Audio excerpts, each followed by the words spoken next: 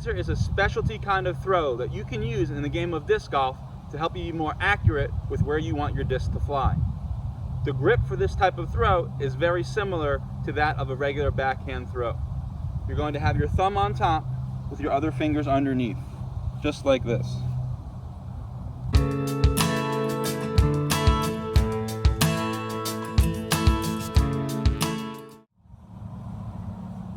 You would want to use a hyzer throw in the game of disc golf in order to curve your disc around an obstacle or an object that you had in front of you.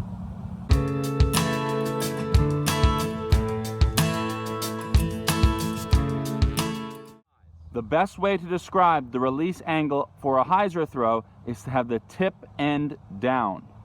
This means that when you go to let go of your disc, it should look very much like this.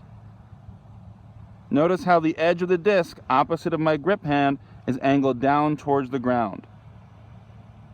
This would be the release point for a hyzer throw for a right-handed thrower. If you were a lefty, it would be the same thing, just on the opposite side. Notice how still that far edge of the disc is angled down towards the ground. The severity of your angle will change how fast and hard that disc curves.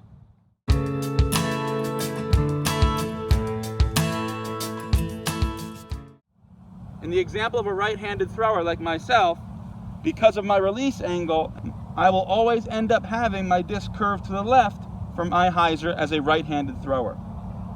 If I was a lefty, it would be the opposite.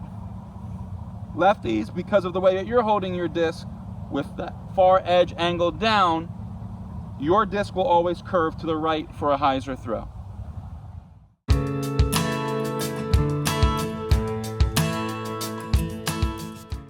Here's what a hyzer would look like for a right-handed thrower. I have my grip with my thumb on top, my other fingers underneath. Remember to have that far tip down, so that's the release angle we want to have.